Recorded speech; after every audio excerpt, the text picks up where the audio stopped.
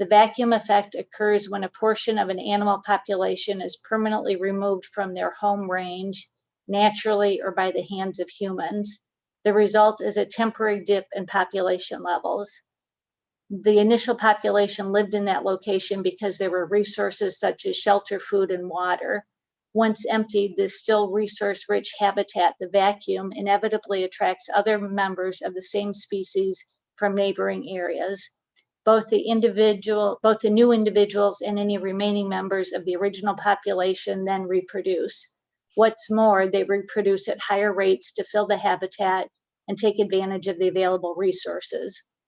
Before long, the area fills up to capacity again, as if the animals were never removed at all. The vacuum effect occurs across many species, including cats. Even the strictest feeding bans on cats won't change anything. And that's the end of the 5 minutes. Thank you, Nancy. It looks like Amanda Tillotson is actually with us right now, and so I can recognize her if she'd like to follow up on her letter.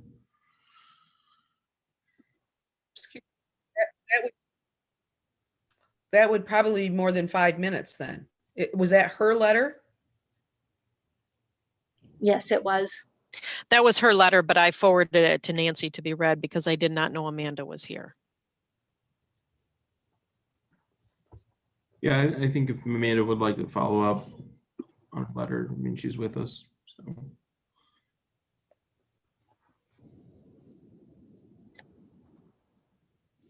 Well, I must disagree because you can't have a letter read for 5 minutes and then want public comment again.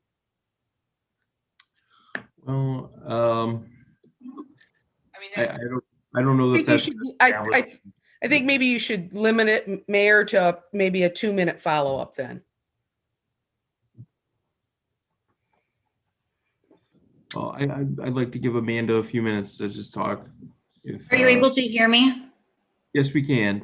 Yeah. Hi. Well, I will not take much of your time. I wasn't aware that you would read the letter aloud, so I will try to make this brief for you. I hope you can take the time to read through that again, digest the information. There is a lot of information in there because this topic is fairly broad and there is not a one-size-fits-all approach to it necessarily. But I will just kind of summarize to the end since you've already read a portion of the beginning. Basically, our stance on the ordinance as it is written is we would like some further discussion on it, and we would like to be involved in that discussion, mainly because the ordinance was actually rewritten with our name in it. It has the Humane Animal Treatment Society's name in it several times. We were not consulted on that as well. So we would like to just take a step back real quick, have some of the main stakeholders that are a part of coming to a solution for this issue, get together and talk about some of the possibilities going forward to make sure that we're all on the same page. We're actually addressing the issue appropriately, because as you'll see in my letter, I'm not sure that this particular ordinance, the way it is worded, is truly addressing the cat overpopulation problem. It may be addressing some other things, but it is not addressing the real issue at hand. I won't take up any more of your time unless you had any questions for me.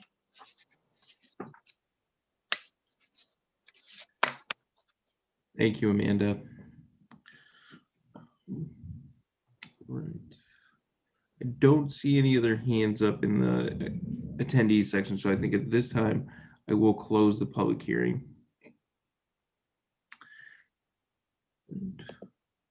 And I recognize Commissioner Alsager. I'd like to move that we table this and do as Amanda Tillotson suggested and give them some input, so maybe the ordinance could be slightly adjusted. Okay. So we have a motion on the floor to table. Commissioner Tolis. I'd like to also propose a motion to proceed with this. Okay. So like to take care of if there's a second for Commissioner Alsager's motion, believe we have to deal with the first motion first. So, Vice Mayor Perschbacher. I would like to second Commissioner Alsager's motion. Okay, so we have a motion to table and a second, and we have to deal with that first. So, opening this up for discussion. Commissioner Toles, I see your hand is up. I just want to make one quick point on here. I'm looking, the speaker was talking about reference, and I see one reference in 9109 that talks about neglected or abandoned animals, that refers to animal control and humane animal treatment society. I think this is way overdue, and we need to proceed with this. We're tying our people's hands that work for us to sit here and enforce this stuff, and we could be changing this forever. This is already drafted. We already discussed it, and I think we should move with it and vote on it tonight and get it done.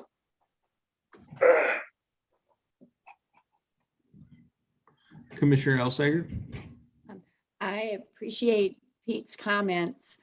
And there's many times I feel the same way to just get it done, but I do think we should respect a partner in this issue and give that group a little credence to maybe help the city staff adjust it a little bit. Thank you. Mayor, I think Director Loria has a comment, if he may. Yeah, of course. Have followed the meeting.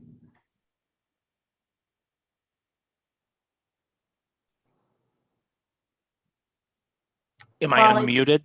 Yep, I think you're moved in. Okay. I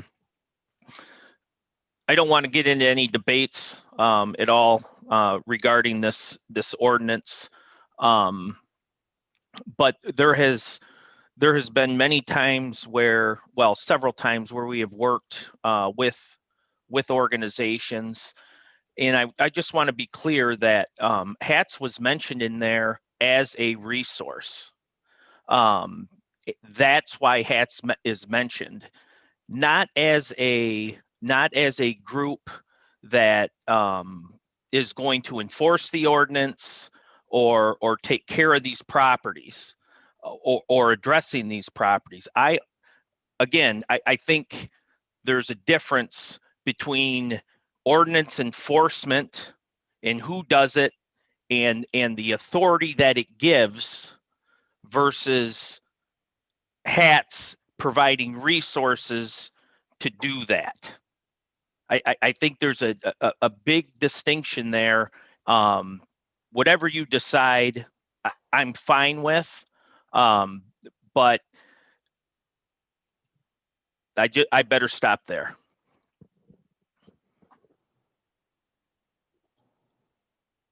Okay. Next, Commissioner Gillis.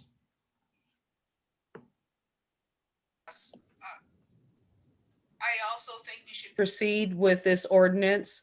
This ordinance does address both dogs and cats and the maximum that one household can have. I also see that the HATS reference is not that they suggested or collaborated or worked. It was a measure of dealing with the feral cats after they've been caught, that they would be taken to the animal control.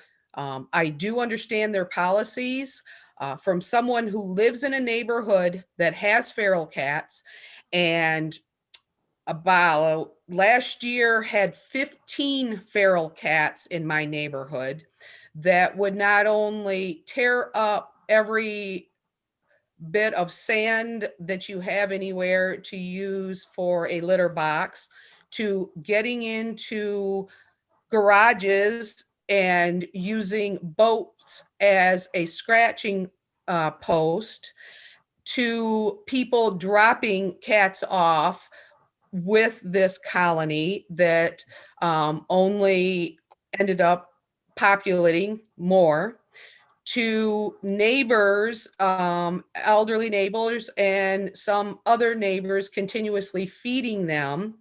These cats are not in good health. One of them is missing an eye. Most of them are limping around. They are not healthy cats. And I can tell you from previous experience, and I would hope you would take what I'm saying to you. I used to work for the city. I walked into every parcel in the city to read a water meter reader. So I have walked into every commercial, apartment, neighborhood, home, and there are different colonies in certain parts of the city, but they don't exist in other parts of the city. And you can probably determine where the most populated feral cats are. And I think it's a shame to not only allow them to live like that, and because I am an animal lover, and it hurts me to see them limping or with one eye and wondering if they're, it's very disturbing in the factor of having to see these cats not being taken care of, and then breeding, and then also damaging property and the safety issues. So I do believe that this ordinance is nothing but holding people accountable for the ones that are feeding these feral animals. They are giving them a place to house, and they are giving them sustenance by feeding them, thus getting them to populate and have more kittens. And so our staff has worked hard and long on this. And when we introduced the public hearing, if any of the commissioners had some feelings strong enough, because I know there's been 2 commissioners that feel that we should look at the what HATS collaborator wants to change, but this is something that code enforcement will work with our community members to tell them that it is not in the best interest of the cats or the neighborhood to continue to feed them and house them, and it's not being a good neighbor. And then they're held accountable. They don't want to claim the cat, they just want to feed it. And I know their passion as an animal lover myself, but this is a problem in certain neighborhoods, and it is a very distinct and unsafe problem. So I think this is a very small step to try to give our code enforcement something they can use to work with the community members that house many cats. We're not talking 2 feral cats. We're not talking 3 feral cats. We're talking a dozen or more. And I don't think anyone would want their neighbor housing a dozen feral cats next to them. I think you would be much more sympathetic if you lived in my neighborhood and saw what we dealt with. So I would please, I beg you, other fellow commissioners, to allow our code enforcement and staff start with this small step on trying to make progress in trying to deal with the overpopulation of feral cats. Just please consider that there's not a lot of meat to that ordinance. That is so slimmed down to hardly anything. We should be complimenting our code enforcement and our director and our staff for working on this and getting something that holds people accountable for creating the large populations.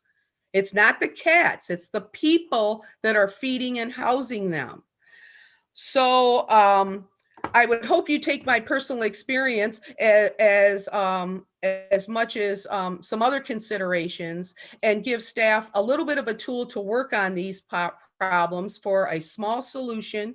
It may need to be revisited and trying a different approach, and this also does put a limit on how many dogs and cats people can house in their own homes. So I would please ask you to allow staff and code enforcement to do the job. It has been a community problem. There has been several community people that have had to complain about this. We've just haven't ever had the time, actually, because our staff is overworked, to get down and then present it to the city commission. There's been a lot of work to this. So I think it's a real injustice not to pass this ordinance this evening. So I hope the rest of the city commissioners, I know Commissioner Alsager and obviously Commissioner Hirschbacher, well, I would assume supports it since you made the motion and then seconded it. I would hope that we would be able to continue with this small portion of a very large problem. So thank you. Commissioner Simon? Yeah, thank you. I do have a few things written down. I wanted to make sure I had research prepared and I don't just babble, but I do want to tailor my comments to the motion at hand, whether to table this or not, rather than the amendment itself. But I want to thank Amanda, I want to make sure I get her name right, Amanda Tillotson, for coming and providing some expertise on the topic. I do want to highlight, I understand that hats being included in the amendment was to provide some resource, but I also want to make the point that if hats doesn't feel comfortable with this amendment the way that it's drafted, they're our local expert and they're who we're going to collaborate with if we implement this. So if they don't feel comfortable, I think that's something we should really listen to. I, of course, want to see a solution, but I'm worried that the way that this is drafted isn't going to find one, and it's going to have harmful consequences on the animals, like Amanda has said, but also on community members. Feral cats, by definition, aren't used to human contact. Capturing them can be difficult, homing them can be difficult, and getting them adopted out of shelters. So it says in our correspondence that we don't want to see them euthanized, but if we can't get them rehomed, like Commissioner Gillis has said, this isn't a few feral cats, this is a lot. And while I commend HATS for the work that they do, I'm worried that they're not going to have enough resources to either keep these cats in their facilities long-term or to get this many homed. So I don't think that this is the best for the feral cats, like they've said. They're not at risk and can thrive for living outdoors. I think another solution would be more beneficial to them, like TNR. This makes them healthier. When they are neutered, they can no longer reproduce, which controls, stabilizes, and reduces the population in a way that isn't harmful to the cats. It reduces the noise and the smell, like the residents have been complaining about. They can no longer produce testosterone, which creates the smell, and the mating and fighting is what creates the noise. So this will all be reduced. They're less likely to wander and get hurt, so they're more likely to thrive, and creates the solution that we are looking for. Additionally, the way that this is drafted, I think, can be harmful to residents. The limit is set so low that many people in the community surpass this limit, and there's no harm to the community or the animals.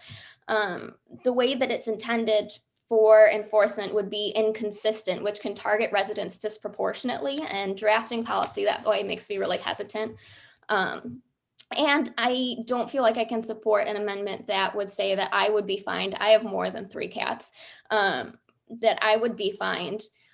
Just assume that I wouldn't be, but other community members would be. I think that's disproportionate and unfair. So I'll stop my comments because this has gotten more into the amendment than what we've motioned, but I would be really hesitant to support this, and I think we should listen to our local experts in the research. Thanks. Commissioner Ronan?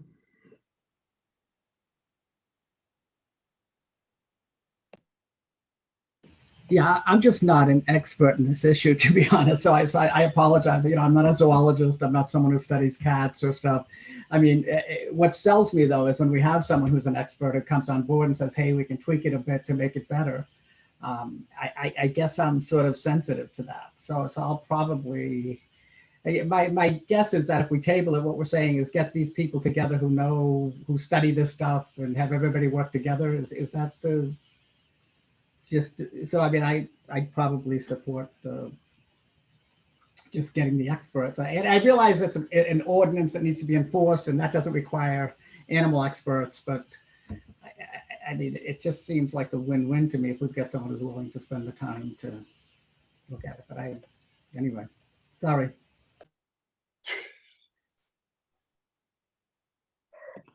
All right. Commissioner Tolis. Again, I see 3 places where HATS is referenced here, which Director Loya also mentioned and Commissioner Gillis mentioned. That's just a resource, just as it stays here, Isabella County Animal Control. That's the same thing. I don't know where you're coming from, the rest of the commissioners are coming from, that these are experts. They're experts probably in cats, but not in enforcement. We had our staff work on this, and now we're wasting time on this. We can solve this problem, just eliminate where it mentions HATS 4 times in this ordinance and just take it out if they don't want to be part of it. It's very simple. We got an important agenda tonight to talk about replacing a city manager, and we're wasting time on this. You already had staff draft this. They already have a problem. Let's see if this improves the problem. The problem is still there. HATS has been there, and we still have the problem. So I'd like to call a question and move this to a vote, and let's get done with it. I'm done wasting time. So we do have a motion to call the question. That needs a second. Commissioner Gillis. Okay. So with no second, I believe the motion to tape or the motion to call the question does not proceed, and so we'll continue discussion. Commissioner Elsager. I just have a question for Nancy. If we do table the motion tonight, could the city staff come to us in 2 weeks with a new motion? I don't know, because I'm not sure what the proposed changes would be. I see that Assistant Fire Chief Doug Lobsinger has his hand up, and he did all of the work on this and had the conversations with other partners. So if the mayor is willing, we could ask Mr. Lobsinger to chime in on that. Yeah, have Mr. Lobsinger come in. Good evening. Can you hear me? Yes, Doug. Well, I would be glad to talk with any organization about some of the animal issues, but I want to ask you, what is it that we're looking for? We could create all the ordinances in the world, and we are not going to take care of the animal problem in Mount Pleasant. It's not for us to take care of. That's another organization's goals or somebody else's. What my goal is to preserve the integrity of the neighborhoods. And I need to be able to have some tools in order to help achieve that. And a lot of the things that the director of HATS said is true. You're not going to find one system to fix this problem. There are many community cat foundations that are established across the United States, and you can find some that agree with this program and some that agree with another program.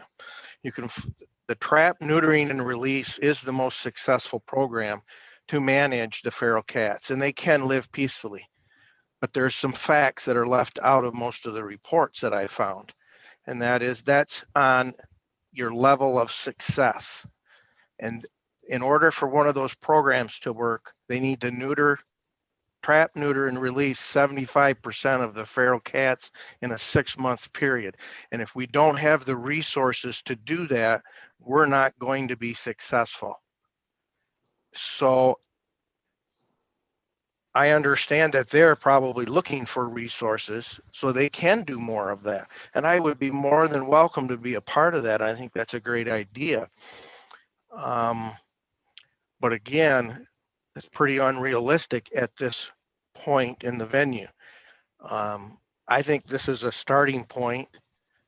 I think this needs to have a lot of attention to it, but at the same point, what is it that you want code enforcement doing with their time? This is an issue, but it's one of many. And we need to have some tools that we can help address some of the issues that we face that right now we can't. And I don't know, I don't have any tools to do that right now. I don't have those resources. But we're not going to fix that problem. I'd be glad to talk to people.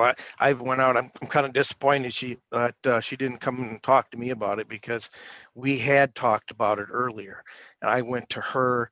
I've been to the Cat Karma Cafe. Other people that I know that are cat lovers, animal lovers, as I am. But again, we're probably not going to solve that tonight. So Commissioner Alsager, I'm not sure that we would be able to have something different for you in 2 weeks, not knowing what the proposed solutions might be. Thank you. Commissioner Gillis? Yes. First off, I take offense to Commissioner Simon's comment right after I got done speaking that she doesn't speak and babble. I hope that wasn't intended for me, but I know I've had commissioners say unkind things while we were on a thing. So, but I'm sorry if I have something else to say. And what I am going to say, with the 15 feral cats that were in my neighborhood, the solution was I could come to animal control. I could get a trap, a live trap, and I could catch the feral cats and I could take them to animal control and they would spay them, and then I could return them to my neighborhood. So I would just like to how one person or someone in the neighborhood that is dealing with feral cats is now on their responsibility to trap, neuter, and release, because this is what was said as one of the preferred ways to manage cats, but that doesn't fall on the people who are feeding the cats and housing the cats, because they don't care how the cats are destroying the neighborhood. It is the other neighbors that live next to them that have to deal with the 15 or 24 feral cats. There was an extreme population close to Mission, on the other side of the Pixie and that neighborhood, where Arnold Street, Commissioner Gillis.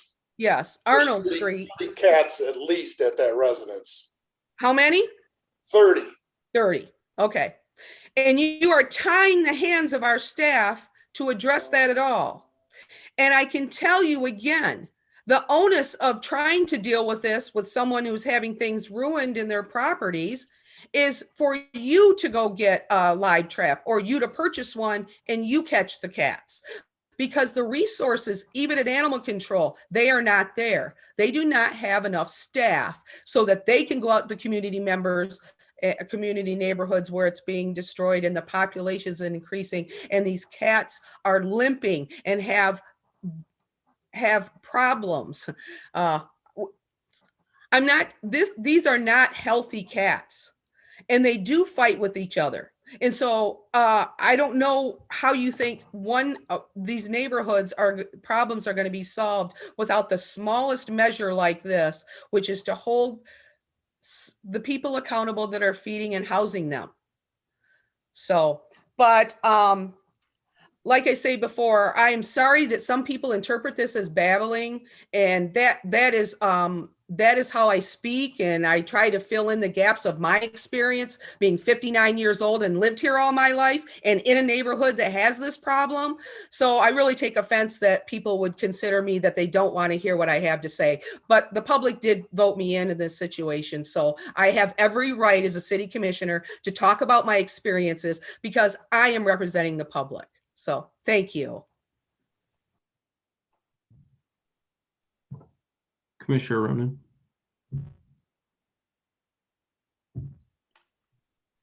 George, we can't hear you. Commissioner Ronan, you're muted. I certainly didn't anticipate, I didn't listen to her. That I listened to everything Olivia or Commissioner Simon said, and I wasn't thinking of you at all. So I apologize if, it didn't even dawn on me that there was any reference to you. So I'm not tracking this too much. And I think I'm getting sidetracked. I mean, is there oftentimes when you move to table something, I think it does result in a vote right away, doesn't it? Or am I missing something? I mean, oftentimes tabling it means just that, tabling it. So I don't even know if it needs discussion after someone votes to table it. Usually you say it's tabled. Or maybe I'll ask Heather. I don't know how tabling works perhaps, but usually you say I vote to table this. It automatically stops discussion. It goes for a vote. And if it's tabled, it's tabled. But maybe I'm wrong. Maybe Robert's rules works differently in a commission or something.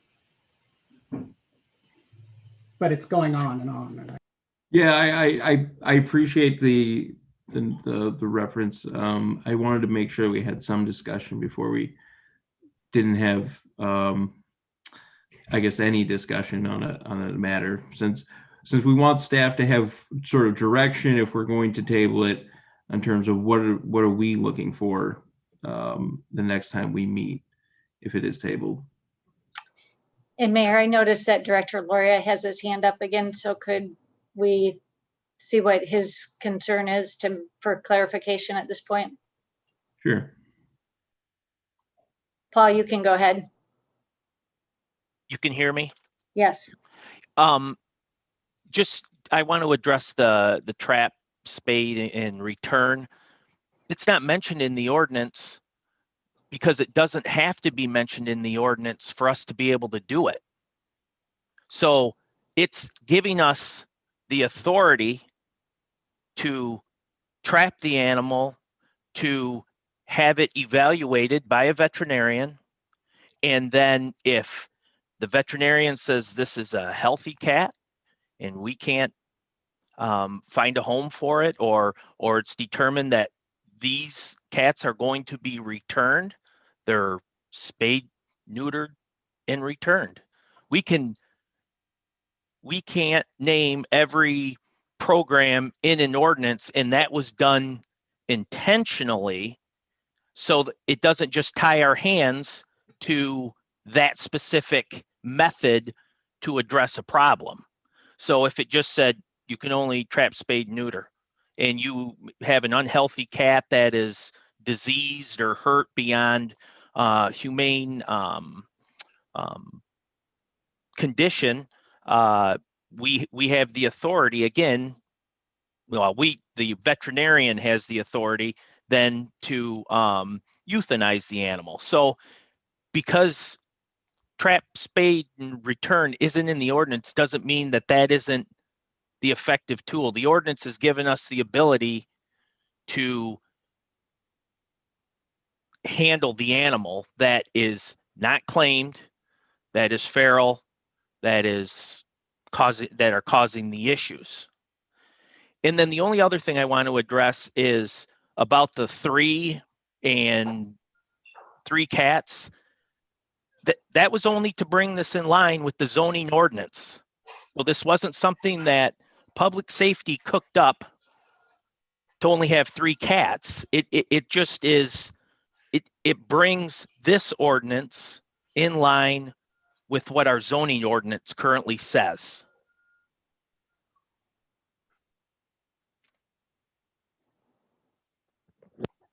Thanks, Director Loria. Commissioner Ronan?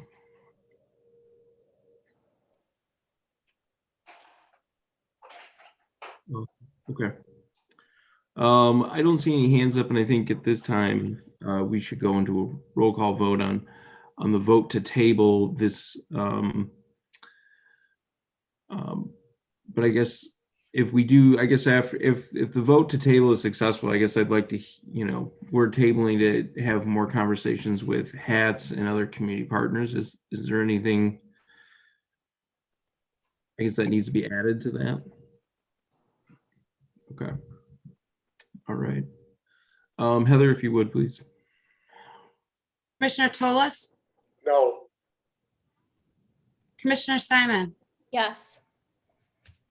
Commissioner Gillis. Commissioner Gillis? No. Commissioner Alsager, Yes. Commissioner Ronan, Yes.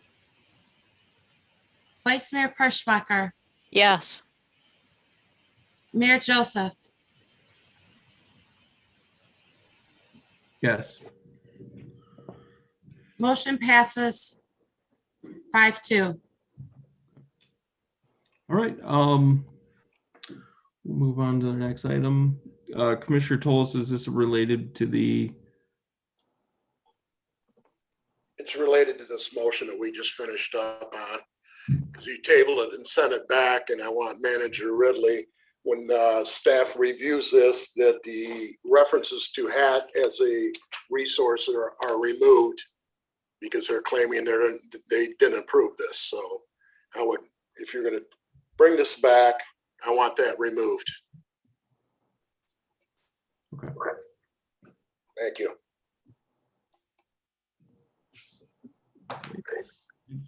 Next on our agenda is item number 6, which is to consider the contract extension with Isabella County for the material recovery facility.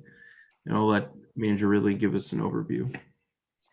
Yes, as the commission is aware, the city and the county have had numerous contracts for the operation of the material recovery facility dating back to the 1990s. The last signed agreement was updated and changed fairly drastically in 2008.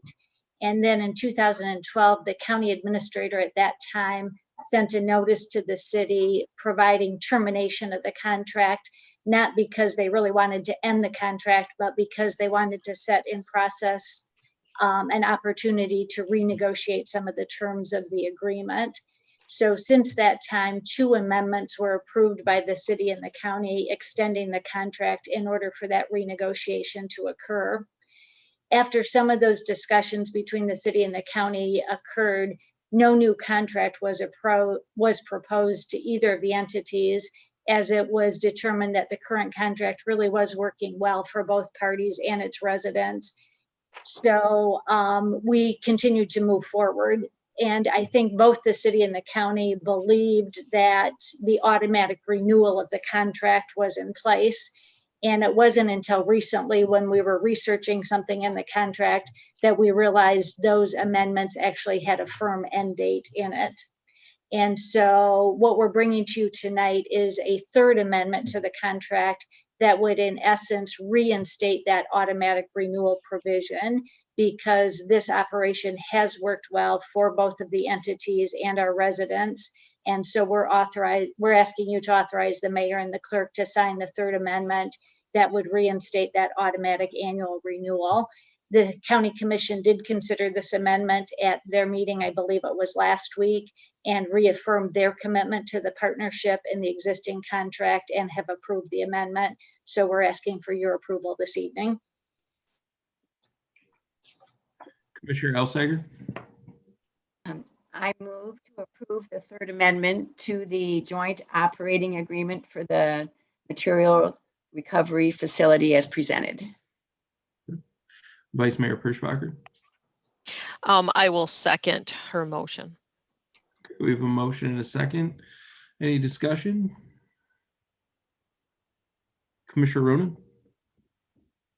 Yeah, I don't know if this is an appropriate time to say this or not, but I just wanted to do a shout out for the facility. I don't know if you know this, but since the pandemic began, there's been like tons of people who've been doing gardening stuff. And I admit, okay, I've been one of them, because, you get bored and you don't know what to do.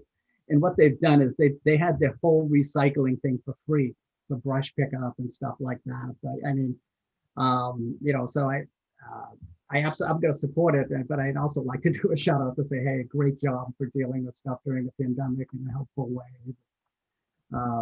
Really supported the residents. And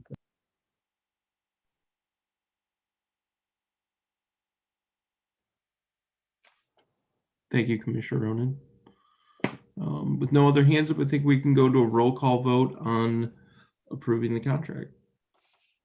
Commissioner Gillis, Yes. Commissioner Alsager, Yes. Commissioner Ronan, yes, Commissioner Simon, Yes. Commissioner Tolas, Yes. Vice Mayor Perschbacher, Yes. Mayor Joseph. Yes. Motion carries 7-0. Okay. And in a related note, item number 7 is consider a budget amendment for the material recovery facility. Manager Ridley, did you have any comments to add? Just briefly, as you saw in the commission packet, the county recently informed us that 2 critical pieces of equipment at the material recovery facility need replacement as soon as possible. And that's the baler and the weigh scale system. And the 2 projects to total are estimated at just under $200,000. And the county has received approximately $68,000 from the tribal 2% distribution process. So that leaves a net amount of approximately $132,000 to be shared by the county and the city. And the city's share is based on the percent of recyclable materials we delivered last year, which is just under 24%. So we have a reserve set aside because the contract requires that. So we're merely recommending that you approve a budget amendment of $31,000, which is our 24% of the cost.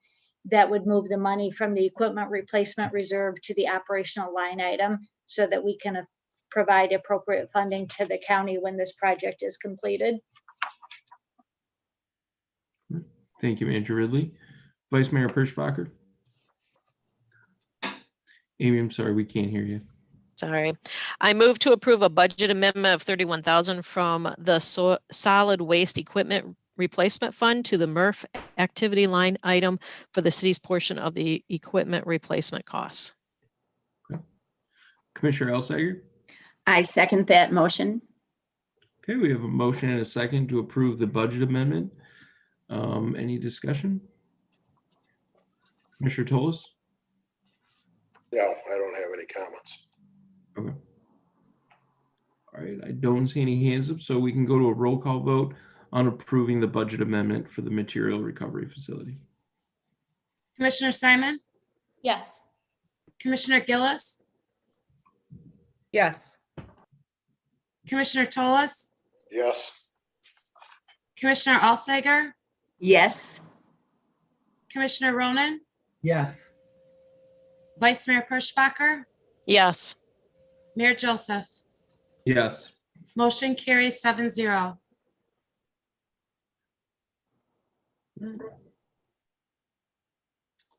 Next on our agenda is item number 10, which is to consider a change in use for the Broadway of funds for Broadway Central. Manager Ridley? Yes, you'll recall earlier this year, you approved a budget allocation from the Economic Initiatives Fund for many items related to appearance improvements and activities at Broadway Central, which you'll recall is the 1 block section of Broadway between Main and University that we've closed to vehicular traffic. One of the items that was funded in that approval was $6,300 for the purchase of concrete chess and checker tables. But as we've reviewed the usage of the area and the desire to bring true activity to the area, our Downtown Development Director, Michelle Sponseller, is recommending that that $6,300 instead be used this year to hold weekly trivia nights on Thursday evenings. Because this is more of a one-time type expenditure instead of the chess and checker tables that could be reused, we felt it was important to bring this back to you for your consideration instead of moving forward with that change. So we're recommending you approve the reallocation to trivia night activities as recommended. And Michelle is with us this evening if you have any questions for her. Commissioner Ronan? Yeah, I'd like to have a little bit of a broader discussion about this, particularly because of the memo we got earlier. What happened actually with the idea of having the stage? I mean, I've talked to so many musicians so I'd like to know which musicians you talked to who said they're booked and they wouldn't come down, because I've talked to so many who will come down for free to play. I had talked to people about this and they were so excited. I mean, these are bands that typically are professional. I've talked to maybe half a dozen. I've certainly talked to other musicians in the community. So I'd like to know what happened to the stage part. If we can add that to this discussion, because I'm a little annoyed by that.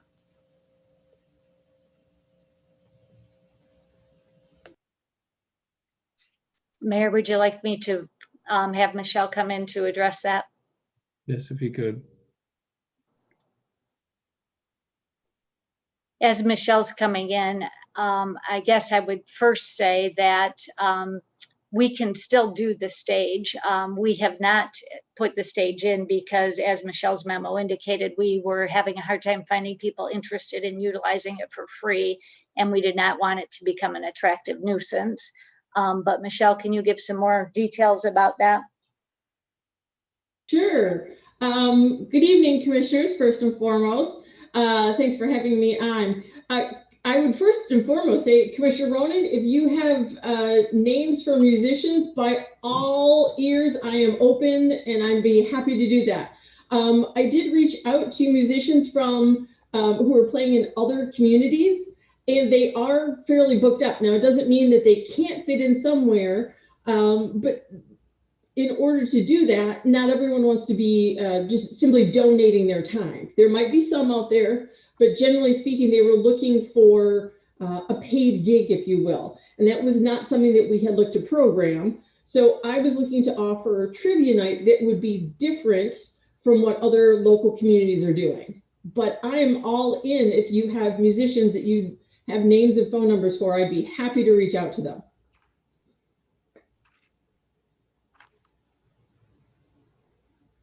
All right. Commissioner Ronan.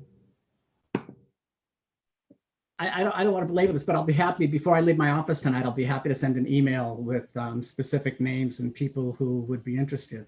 And many of them are in 2 or 3 bands. And, you know, so they've talked to each other over Facebook. I mean, I don't know if you know it, but there are musicians who played once a week on YouTube throughout the pandemic for free. And, you know, they have an audience and just to sort of give back to the community. So I think there's lots. Anyway, I've spoken too much, but I'll be happy to forward those names. But I would like to see, if we're going to vote for this, if we're going to move in this direction, I'd also like to see that stage put back in. And, you know, when you talk to the businesses downtown, they say there's nothing going on to attract people, and they're right. So I think, you know, having some of these musicians come down and play would be one of those things. Vice Mayor Perschbacher. I'm going to go ahead with the motion so that we can move forward. So I move to approve the reallocation of the Broadway Central funds of $6,300 to sponsor weekly trivia games instead of the purchase of the checkered chess tables.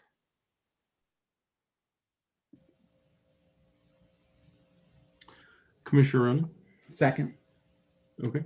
So we have a motion on the floor and second to move ahead with the change of use of funds. Commissioner Tolis. I will abstain from voting on this from the last budget that I had a conflict of interest on. Okay. Any other discussion? Well, I will say that as a chess player, I really like the idea of the chess tables, but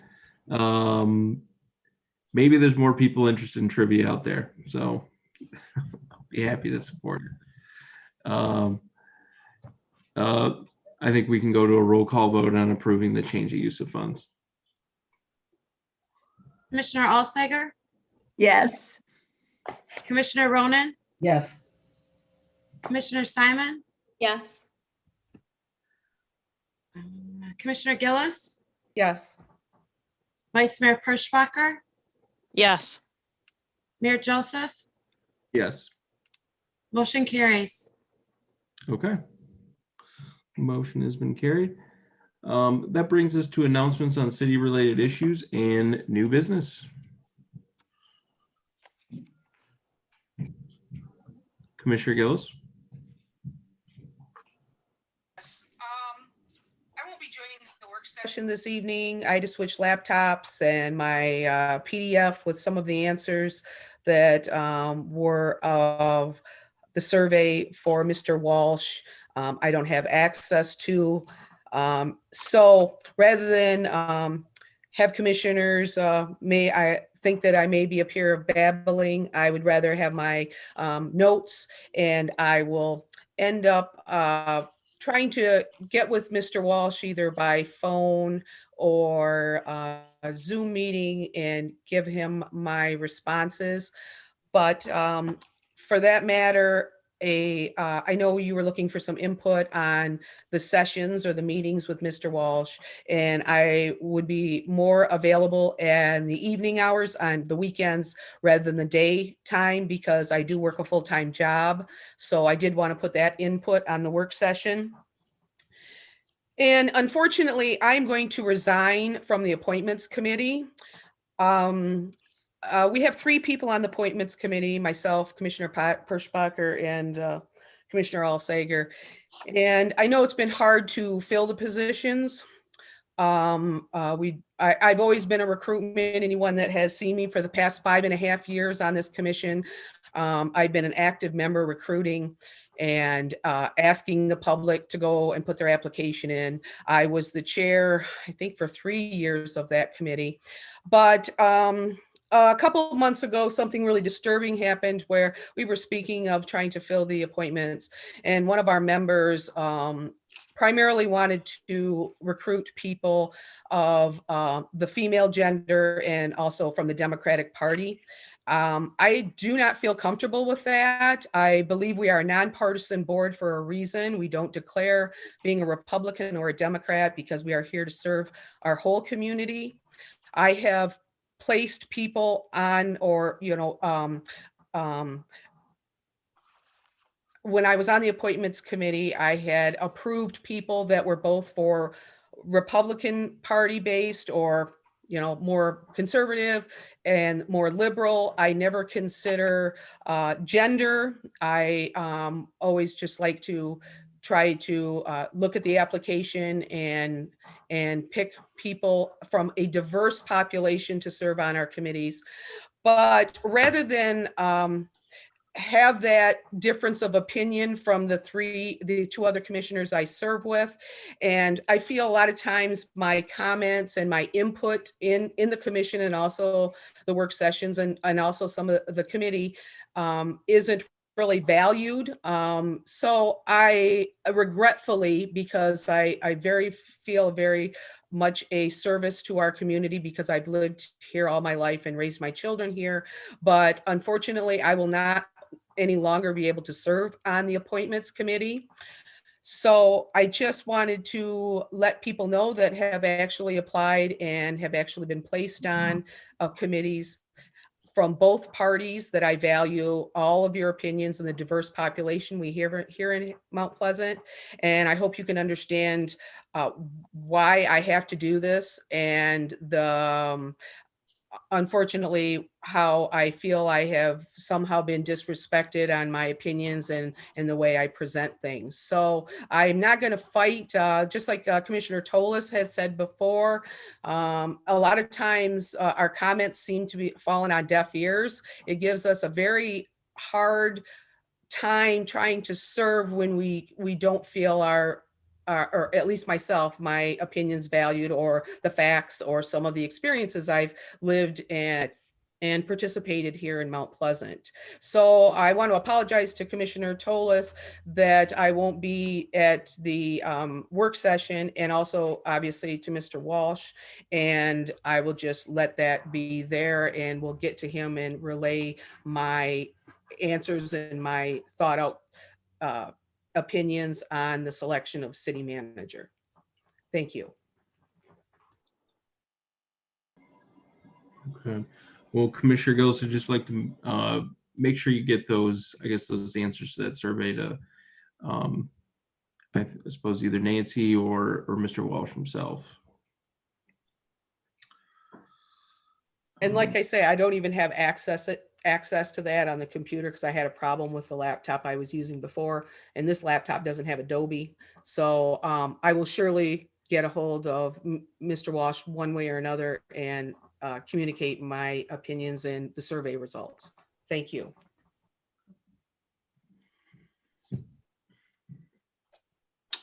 Any other announcements or new related business?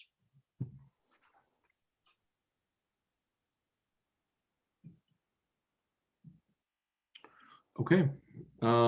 At this time, I will open up the public input on agenda and non-agenda items.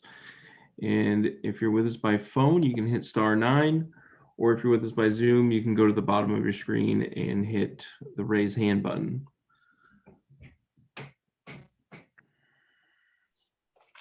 Manager, really, do we have any emailed comments?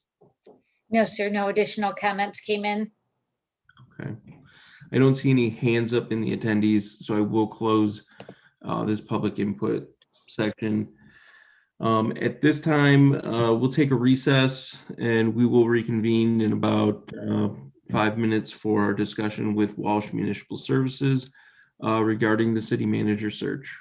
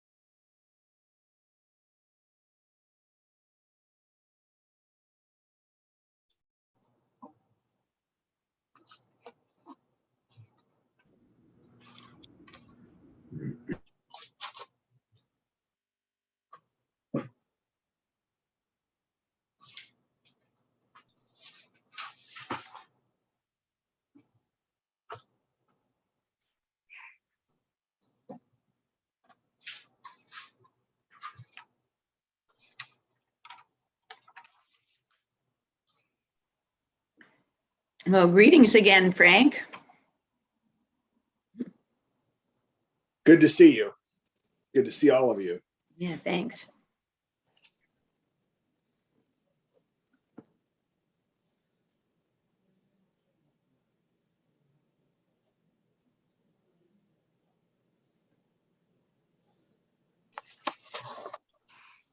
Looks like you have everybody back, Mayor.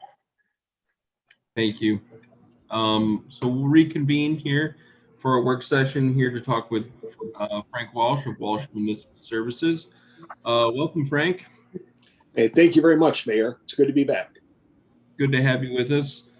I think we just wanted to kind of jump into the questionnaire, I believe, right? Right. Yeah. Yeah. And I'll try to walk through this. I've watched your whole meeting, so I know you've had an hour and 20 minutes already. So I'll try to walk through this as quickly as I can and get your feedback. So tonight is the first step for putting together the community profile. The community profile is what is put out on all the publications. And the most important thing about it is to sell a lot of times what happens is people make the mistake of trying to sell the job. And what they forget is most people who are applying for this job know full well what a city manager does. You have to sell the community. You have to get someone excited about, and thankfully Mount Pleasant's an easier sell because most people are very familiar with your community. So that helps. But the main attraction of this whole 10-page document will be to attract candidates to the community. 54 surveys have been sent out, 7 to the city commission, 20 to department heads, 15 to community representatives, your legal counsel, union representatives, division directors, and 1 staff person in addition to that. The real meat and potatoes of the whole profile comes from this dialogue, of course, with the city commission. The goal is to have a draft to you by July 5th. That'll be a week from tonight. So there's a lot of information for me to put together and get out to you, have it finalized by the 8th and begin. We're going to stay right on schedule and have this moving forward by the 9th. If we get bogged down at all tonight, I've been doing this with communities for the last 20 some years, it happens under the opportunities and challenges and issues. Just please remember tonight, we have to be a team. We have to go at this recruitment as a team. It's a city commission, it's a two-way street. We're attracting candidates, but candidates, we have to do what we can to also attract the candidates and have it be a perfect marriage on both sides. Don't think of the opportunities and challenges as it has to be exactly how I envision it. It's a master plan document. It's a capital improvement document. It's a budget. So whatever goes in here is finalized. The opportunities and challenges is just a generic way of going about some of the issues that might be out there, some of the things you're working on. It's not going to be the blueprint for the new manager. It just gives them a snapshot of what's going on in your community. So with that, unless there's any questions, I'll go right into the salary portion. Usually the communities ask me to come forward and give a recommendation for what I see out there in the recruiting area. I put together a survey of like communities, population size, and salaries. In there, you have your current manager's salary. So, Mayor, would you like me to give you what I see out there in the climate as far as recruiting, a recommendation, or would you rather hear from just what all 6 of you think? Yeah. Well, I guess, we filled out the survey, so maybe if we want to kind of give our input on what we saw, Sure. and then I'm certainly interested in what you have to say and what you see in the recruitment side. Okay. But okay, so typically, and this is your meeting and you handle however you want to, but typically I kind of facilitate this. But would you rather do that as the chair? If you're more comfortable doing that, I think that's why we're having you here, Frank. So if you want to. Okay, so we'll start right out with you, Mayor. Where are you on the scale on the salary? Sure. I mean, I looked at what you had posted here, and kind of compared it to what we're currently paying our city manager, and I think, given what the financial climate is I think we have to either go right around what the same what we're paying, or maybe a little more. So I'm probably in the 125 to 130 Okay. group. Okay. And would you prefer I call everybody Vice Mayor Perschbacher, or can we use first names to get through this a little quicker? Yeah, I think. Yeah, you can use my first name. Okay, you certainly call me Frank, please. Okay. So go ahead. Go ahead, Amy, on salary. Okay, so now does this include benefits, or is this just straight salary? Just straight salary. The survey in front of you is straight salary. Okay, and the population, obviously, because we have a university in our city limits, I think that maybe this population might be inflated slightly because of that. I don't believe that we have 26 residents, permanent, not transient, but permanent residents that live in the city. I think that we have a lot of students that put this the city down as their main permanent residence for the 2 or 3 years that they're not living on campus. Okay. That would be the only thing. The only other city on here that has a university, Dr. Ronan and I were talking, Commissioner Ronan, is Marquette.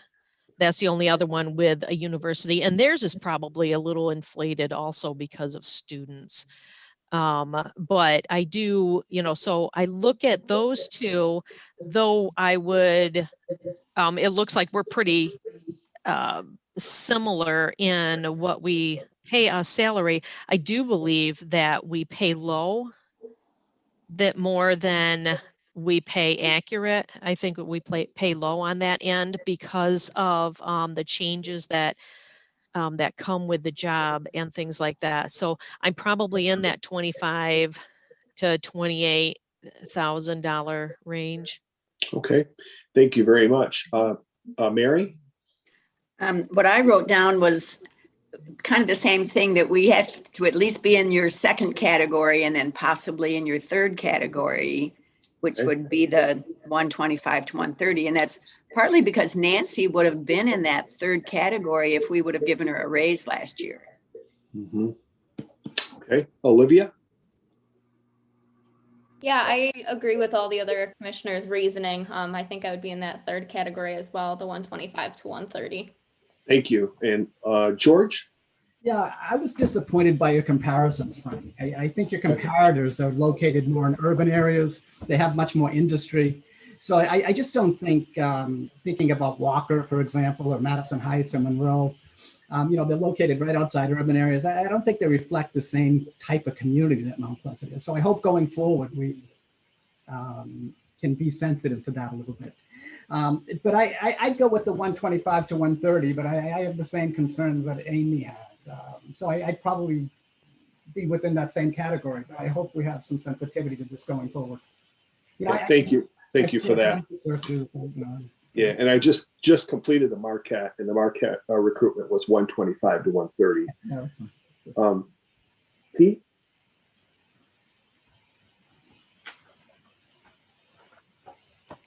I don't think he heard you. Oh, Pete? Oh, yeah, Mr. Walsh. I'm in the 125 range to start out, but I think it's going to be based upon the interview and the credentials of the person that we're interviewing, and how much of finance background they've got, which manager really is very solid on finances and business. I think that's a starting place, but we're going to have to look at their basis and their background, I feel. Yeah. Okay, great. All right, we've got a starting point of 125 to 130 based on qualifications, obviously. Moving on to question number 2. So the question here is, do you want the qualifications like the degree, experience, and all that, do you want those to be required or preferred? And the only thing I'll tell you about that is when you require more things, you dilute the pool that you're going to bring in. I mean, you have one of the top, Nancy's I can tell you this because I've been in the Michigan business for a long time as a manager, and Nancy's very respected in the state.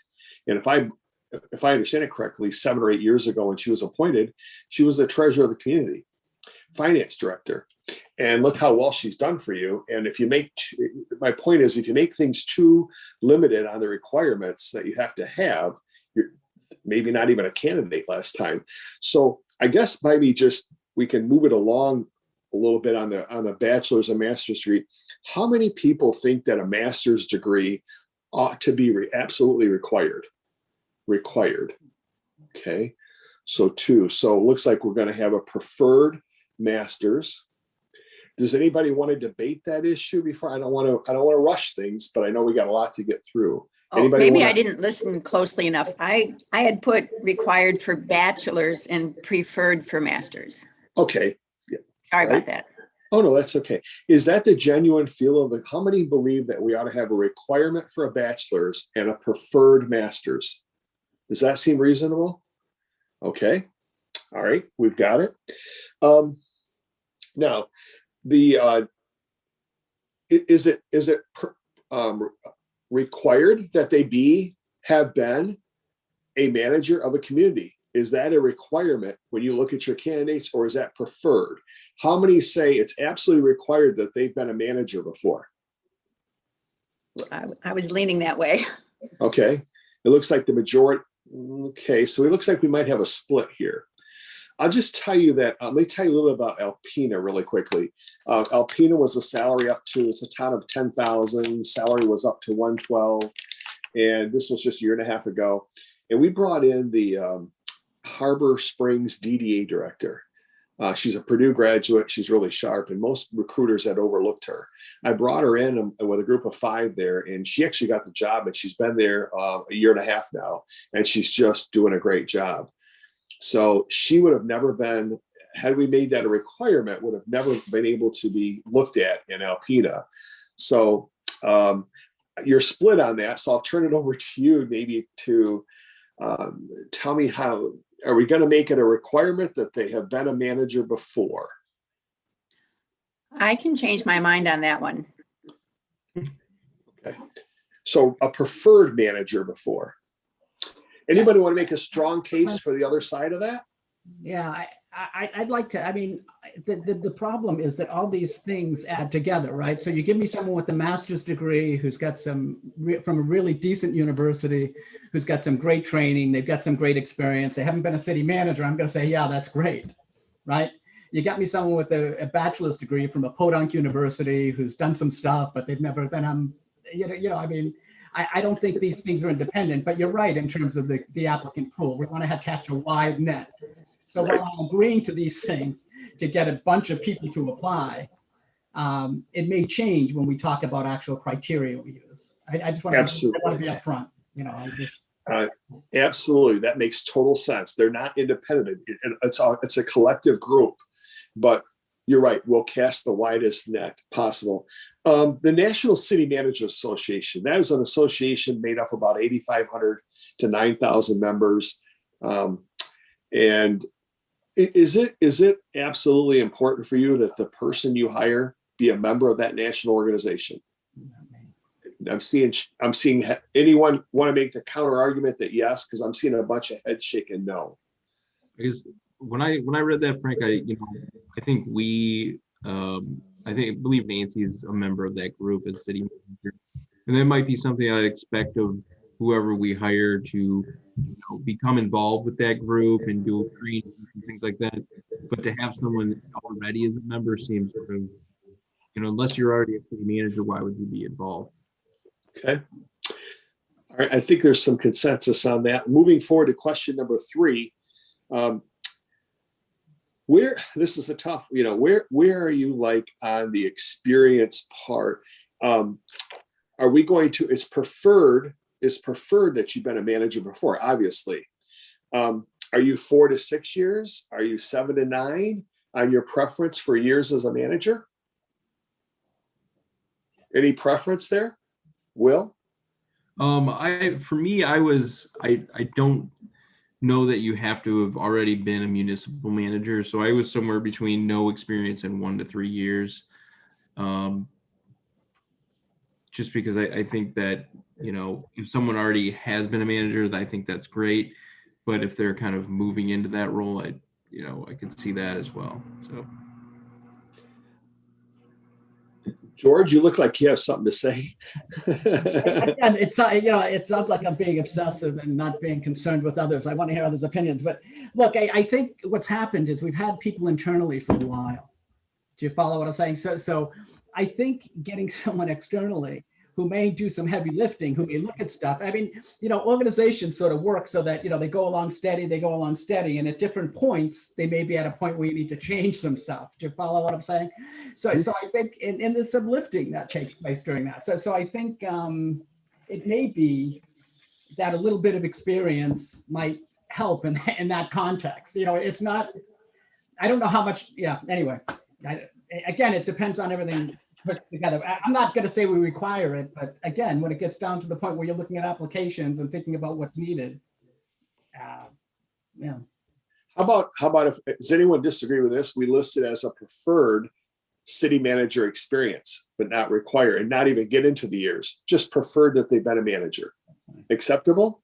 Yeah. Acceptable. All right. Okay, here's where we get into the 4 areas. So one of the things you want to highlight is, what are the 4 really key areas that are most important to the city right now or in the next 2 years? And so you'd like to have the manager have some experience in those areas. So if you could just read off your 4, and Mary, we'll start with you. Okay, my 4 were budgeting, customer service, union negotiations, and human resources. And part of the reason I chose many of those is, even though you might have some senior staff that can do some of those jobs, I picture Nancy being very strong in those. And that some of them are the people skills that I would be looking for that Nancy has. Yes, and I'll tell you, all these responses are confidential, but I will tell you, I have a lot of responses back. And you just hit the nail on the head of what people think about your manager right now. She has, according to the people who work there, she has the blend of the knowledge and the blend of the people skills. And that's really hard to find. Who's next on your 4? Want to go to Olivia? Sure. I'm sorry. I might take some time. I didn't read it correctly and didn't pick 4. I just wrote comments next to all of them. So I'm very sorry. Oh, it's okay. But I'll also go with budgeting and finance, union negotiations, human resources, and I'll agree the customer service also. Thank you. How about Pete? Frank, I had financial background, business background, union negotiations, and people skills. And on your last, on number 3, I think we have to have somebody that's got at least 4 to 7 years experience. Okay. We lucked out with Nancy because she's been in this organization for a while and has done an outstanding job. But she's got a lot of background in all the areas. And I'm not for going out and hiring a manager that we have to bring in here and he's hands-on learning. I'm not for that. I'd rather pay a little more money and get somebody that's experienced and it's got a little of each area in here. My feeling. I get that totally, Pete. I really believe, from what I know about the market and I know about people's affinity for Mount Pleasant, CMU, I believe at 125 to 130, you're going to attract managers who are already managers in Michigan and probably beyond. Can we jump over to Amy? I agree with Olivia and Mary. Budgeting and finances, the customer service, union negotiations, and human resources. Okay, thank you very much. George? Yeah, I don't have anything different. I agree with the first 4 as well. But I'd like to speak also to what Pete talked about, as usual, right? But I think business development is important to me. So I want someone who can stimulate ratables, who can stimulate business in the community, and sort of who has that sensitivity of growing the community and being very supportive of business. Okay. And Will? Mine are very consistent with everyone else's except with one exception. I did budgeting and finance, union negotiations, and exemplary customer service. My difference was I listed planning and zoning as important to me. Okay. So we really have about 6 or 7. That's interesting that really 4 of them really stood out. Then there were 3 or 4, the business development, the planning and zoning, that also were thrown in. So, and the good, we've got a really solid list of 4 there. Moving on. Okay, here's the one, personal characteristics. And this is so, this is one that I always say can get a little hokey, because if I give you a list of, we want them to be thoughtful and kind and well, you're going to check all those boxes. That's kind of silly and a waste of time in my mind. You check all 20. What I'm interested in is just describe the type of person. When you sit across the interview table, what kind of person are you looking for? What are the key things? No boxes to check off here. Just tell me what you think, and we'll go in reverse order here. We'll start with Will. So yeah, I think I originally, I kind of jotted down some of those things that you were kind of mentioning, like, yeah, everybody knows, you want someone who's loyal and courteous and all that. I think, from my just, working with Nancy and in this setting, and then working with just people in my normal day-to-day job, I want someone who, when I talk to them, I can tell that they're knowledgeable about what we're talking about. They're thinking about how to solve problems. I'm gonna leave with the confidence that that we had good communication with each other, and that we know where we're at, and that they're gonna follow up. Okay. So someone who's really I guess is gonna get after it, is a go-getter, and is gonna do what they have to do to get the job done, I suppose. So a go-getter, someone's going to follow up, someone who communicates well, they're confident. When you're talking to them, they know what they're talking about. Yeah. Okay, great. George? Intelligence and problem solving skills. That's about it. The rest I can live with. George, I didn't hear you. What did you say? Intelligence and problem solving skills. The other characteristics I'm good with. Okay. Amy? I think Frank, did you call on me? I couldn't hear. Oh, I said Amy? Amy. Yeah. Okay. Yeah. Well, I train people in problem solving, so problem solving skills are, top priority. Also, that drive for learning. I know that Nancy is constantly, looking for new workshops and doing new things and learning new stuff for us, which I really appreciate. And that's something, that intelligence and that drive for to learn. And also that whole, just being active in the community, being willing to be out there. Yeah. Mm-hmm. Yeah, that's really, really important, that involvement in the community level. Pete? Frank, I think this area is important to me. I've been a business member of this community since 1960. And I think Nancy's done an excellent job. I've never heard a local business person or somebody in the community, complain against her. She's always had good communication, good problem solving, willing to listen to everybody, always willing to make an appointment, really hands-on. And I think this is important, that the person that we select is going to have to be a good communicator, good problem solver. And Nancy's very business-minded. If she doesn't know something, she's going to research it and get back with you. And she always immediately does. So, we have to have a hands-on person. Okay, so to summarize, Pete, strong business skills, problem solving, a hands-on, accessible, good communicator, business-minded. Thank you. Olivia? Yeah. So I'd say I appreciate the qualitative questions, even though they're a little harder to brainstorm answers to. What I came up with was knowledgeable or provides expertise of policy, maybe business operations, innovative, creative, and brings in fresh ideas, encourages independence and open communication with staff and people they work with, I've heard problem solving and drive for learning and active in the community were all really good. And I didn't come up with those, but I have to agree with them and add them to my list.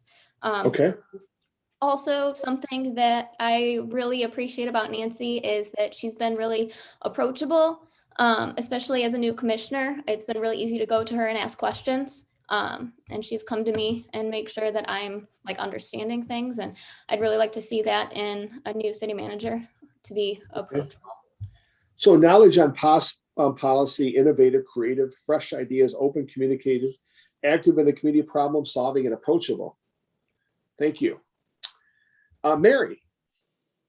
I don't think I need to add to that list. We just identified Nancy Ridley. Okay. All right. Thank you. Let's move on. That was question 5. Okay. So question 6, and this is where it gets, this is the most difficult question. And again, even if we have some disagreement here, and if the list comes out and you like 7 of them, but you don't like the one, this is just a blueprint. It's not going to be the master plan. It's not going to be the capital improvement plan. It's just some kind of idea of what the new manager would be looking at. So this takes some time. If you can give me as succinct as you can, the 5 things that you think the manager should be working on in the first year or 18 months. What are the most important things to Mount Pleasant? And we'll start with Olivia. Oh goodness. Okay. I only came up with 3. These Okay. probably aren't extensive, but the 3 challenges or opportunities I had were the marijuana licensing. I know that's probably something that's going to be coming up for a new manager, and it's important that they are able to take that on. The impacts that COVID has had on businesses and the population here. In expansion, and then our declining population with the college as well. Those were my 3. Okay, so declining enrollment at CNU, COVID implications on residents and businesses, and marijuana licensing. Yes. Thank you. We'll move on to Will. Sure. So I actually did like 5 of each just because I wasn't quite sure, but and I'll go through them if you that's all right, Frank. Sure. Yep. Looking for 5. Well, I'm just looking at opportunities and challenges that we consider an opportunity as a challenge. Challenges and so just 5 are what I really need. What are your top 5? Okay. I think under challenges and I suppose opportunities, we do have that declining CMU population, and that's going to be an economic challenge. I think for the city manager, an aging employee age bracket, basically, we have a lot of people who are going to be up for retirement soon, and so that's certainly going to be a challenge for the city manager. I think we do have good finances. I think the city's in good financial shape. We have a strong infrastructure, and I've got some other ones that are kind of like fit in that 5th spot, but I think one thing we have strong staff, and I think for the city manager that's going to be important, and so that's a real opportunity for them to have that a lot of institutional knowledge. So declining CMU population, the number of union employee retirements coming up, maintaining our solid financial state, maintaining our strong infrastructure. And how would you define the last one, Will? Strong staff. Yeah, like our staff is very knowledgeable. They're, I think we do a lot with the number of people that we have on our staff. And so, you're going to inherit a strong and seasoned and talented team. Yeah. Yeah. Good way to put it. Okay. Great. Thank you. Amy? I've got a couple of them. Obviously, COVID is a top priority. Helping our business community reset itself, our economics in that sense. I would also say that the declining student enrollment at the university is very important, understanding how to negotiate that. An opportunity / challenge is working with the university closer in some of the projects that we could be doing. And just the, the maintaining our, or creating and maintaining our sustainability. We have a beautiful park system and waterway, and, how, getting fresh ideas on how to improve it and maintain it and really develop it so it's a place of interest. Okay, thank you. George? Yeah, I don't know that I have a whole lot else to add. I just want to comment about the declining university enrollment, though. I mean, we've had 20,000 students bring their parents' money to CMU, to Mount Pleasant, and spend it, right? We're going to be down to about 14,000 students doing that. So if you look at the impact it has on rental properties, owners of rental properties, if you look at the impact on the general money in the community, I mean, so I think business development and rethinking what are ratables and what's going to generate income from the city to me is very large. The second thing, in terms of bringing on additional employees, what becomes important to me as well is someone who is familiar with maybe transitioning from a pension system to a 401k, or someone who has some understanding of how over the long term, because when you look at our budget, the amount we've got already leveraged for those pension layouts is significant. So I think the employee changeover, the dealing with the unions, business development, dealing with CMU. And the other thing is, I think the city has been divorced from the university for many years. The university has just done its thing. The city has benefited. They haven't had to do anything.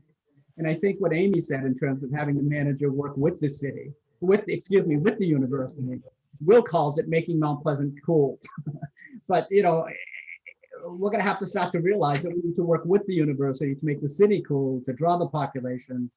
So all those things to me that's within the first 18 months. Yeah. Thank you. And Amy, my apologies. I did not coalesce your comments at the end, but COVID helping the business community reset itself, declining CMU enrollment and negotiating through that, working closely with CMU as a university, and maintaining and creative sustainability. And George, I've never heard that number before. I've heard a lot of people talk about the declining enrollment, but 20 to 14,000? 22. 22 to 14. Yeah. Wow. I mean, I don't know what the exact numbers are going to be this fall, but there has been a decrease. I mean, yeah. And also transitioning from a defined benefit to a defined contributions pension system.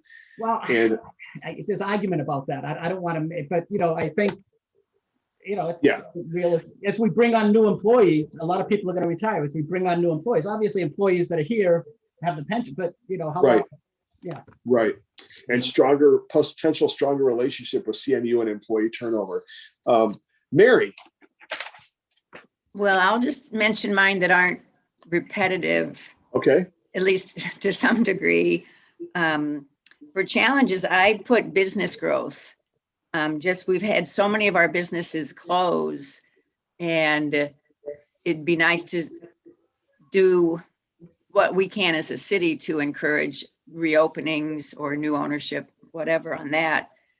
And then as an opportunity, I think one of our strengths is that we have many civic and human interest groups in town. Mm-hmm. And then I mentioned things about central and infrastructure and stuff like that, but those were kind of the different ones. Okay. Thank you. Business growth, infrastructure. Pete. CMU is one I like to touch on that George touched on. Enrollment was up at right around a little over 20-some thousand. The semester before last was like 11.7. And now you see an increase of, I think it's 2.7% that they're going to increase in tuition now, which I don't think is going to help the enrollment at all. Not only that, they're getting rid of a lot of tenured professors that are prime professors, and you're going to a pool now with less experienced professors, bringing in in to try to save money, which I think is going to be a problem there. You also have CMU with their enterprise zone on the south end of town that competes with the rest of the business district that pays no tax on their property. So somebody is going to have to develop something in the city here. It's going to have to compete with them that aren't paying the tax base. So, I'm a CMU graduate, but basically they're a business entity. So there's competition there. Another thing is, I'm thinking this manager that's got to come in has got to be business orientated to want to bring businesses in here to develop things. I'll tell you right now, and I think that's going to have to tie in with ordinances, where this manager is going to have to be up to date on ordinances and how these ordinances are being developed under him. I'll give you one instance. On the corner of Pickard and Main Street right now, there's a project, there's a building that's been dilapidated. It's been there for the last 12, 14 years, that a project just came in for a gas station and another development. There was a $15 million project that got shot down. It got shot down because the ordinance says the pumps have to be off Pickard and back, way back on the lot. That just doesn't make sense to me. You've got a project that's going to remove that and create a tax base of $70,000, $80,000 a year, generate jobs and everything else, and you're shooting it down. It doesn't make common sense to me. So that's why I'm saying we have to have somebody that's business orientated, that's going to come in and develop this, because this is going to develop our tax base, our employment, and everything else. So I think that's very important, Frank. And then I had replacement of staff, down on the bottom. We got a lot of people that are retiring that are going to have to be replaced. And I think that's going to be a little bit of a problem. Okay, CMU, business oriented ordinances and staff retirements. One of the things I'm noticing that's coming in a lot, well, we'll get to that with attractions on the next question. Let's move over to question number 7. And this is important because you get a chance to describe your own community, and maybe because this ad is going to go out nationwide, and some people who obviously have never been to Mount Pleasant before. So how would you describe the community in just 5 words to people who've never been here before? And why don't we start with Amy? Okay, so one of the things that I think of when I think of Mount Pleasant, I think of, and it's kind of futuristic too, but that we have a small town feel, but we have big opportunities. And that's what I think, when I think about Mount Pleasant, that's what I think about. Mm-hmm. And that we have a beautiful park system that's, that people take advantage of all the time. And I think it's awesome. Okay. Anything else? Outside of the university, no. I mean. Okay. All right. Let's go over to Pete. I feel it's a small town, great community, friendly people. Like I said, I've lived here since 1961. So I have a lot of friends that are in the oil and gas industry and business friends, and it's just a great community. I've lived in Chicago before when I first grew up, and this is totally different. And people say, well, how do you live in a small town? Well, this is a great small town as far as I'm concerned. Mm-hmm. Thank you. Will. So I guess I kind of listed just a few things for someone who's never been here before, some things that they would kind of hit right off. We have strong education institutions, not only just CMU, but also our public schools. We're obviously very centrally located in the state of Michigan. And I think that's one of our strengths, because if you want to go to Detroit or you want to go to up Traverse City, it's a 2-hour drive either way. You can do a lot when you live here. We're sort of an agricultural town. I don't think Mount Pleasant so much, but we're surrounded by a lot of farming. Mm-hmm. I think that's important to note.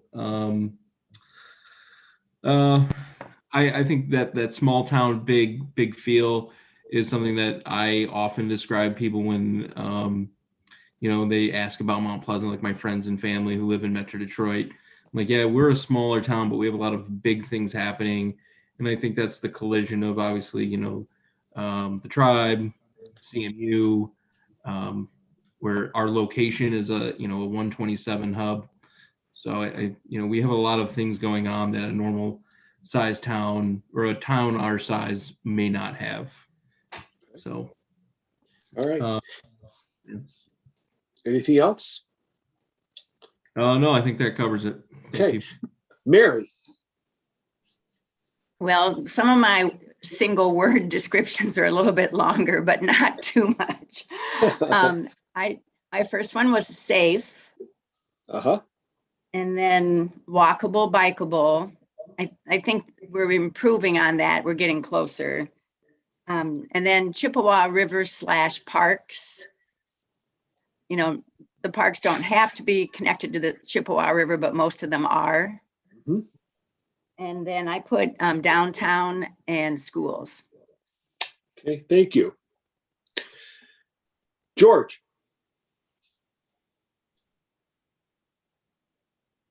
George, you're muted. I don't have a lot to add. I think a small town feel with big opportunities. The casino brings in nationally ranked entertainment. The university has great science. We have wonderful pie. I don't have anything to add, actually. I think Mary. Okay. Thank you. Olivia? Yeah, to be honest, I don't really have anything new to add. Okay. That I think covers it. The biggest thing for me is that, small town, big opportunity, lots to do, and our park system for sure is a big part of our community. Yeah, in my research here to put in the request for proposals, I did a lot of research on your park system, and it really is phenomenal. Okay, moving on. We're already to question 7, or no, question 8. What are the top attractions what are the 5 things that I should note about the community as the attractions to come here? Why would candidates want to come here, or people want to come here? And let's start with George. I don't, again, parks, casino, education, and potential for economic growth.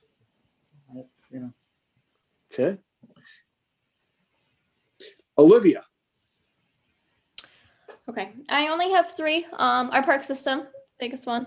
Our small businesses, our downtown area, and then education, even outside of CMU. Okay. Pete? I think our casino, education, the parks, and then oil-related businesses, because at one time, Mount Pleasant was the oil capital of Michigan, and there's still a lot of the oil service-based companies that are based here out of Mount Pleasant. I wondered, thank you for filling in the blanks, because I always wondered how Mount Pleasant Oilers got their nickname. Now I know. Yep. Yep. Thank you for that. Will. I'm probably going to sound a little bit like a broken record, but in no particular order, I think our parks and recreation are obviously something that is big for us. I think of, I thought of something that Man versus Mountain. It's a great event. It's in the wintertime. It's something that kind of helps us stick out, I think, at least locally in the region. Bicycling, walking, we're a great community for pedestrians and non-motorized transportation. I brought up, sort of things related with the tribe and the casino. We have powwow. We've got a lot of concerts, like national acts in the casino. I think the outdoors, the Michigan outdoors, there's a lot of great recreational opportunities nearby. It's something that I personally really enjoy about living in Mount Pleasant, is that I can do a lot of, outdoor activities without sometimes leaving town or just a short drive. Okay. And then really just sort of our community and our summer events downtown. I thought of the Max and Emily's concert series. Our farmers market is really strong. I think that those are really things that stand out for me. Thank you very much. Mary? Well, broken record again. Parks system, casino, downtown. And I know sometimes we talk about how our downtown suffers by not being on a business route. But at the same time, I think that's a benefit of it. You know, that you go downtown on purpose, not because you have to. Mm-hmm. Anyhow. Mm-hmm. And then I mentioned Max and Emily concerts, like Will said. And then Island Park in itself, when it's not flooded, is a treasure. And part of that is because we're a softball and baseball team. And Island Park has softball fields. Mm-hmm. And now they also, instead of just tennis, they have tennis and pickleball. Mm-hmm. And they have sand volleyball too. Yeah. And they have a walking path all the way around it. Pickleball is really growing. Yeah. Yeah, it really is. Yeah. Amy. Well, the first thing I think of is the Saginaw Chippewa Indian tribe, and all of the resources that they have and all of the things that they give to our community, in being who they are. The powwow, their centers down there, their 2% funding, things like that.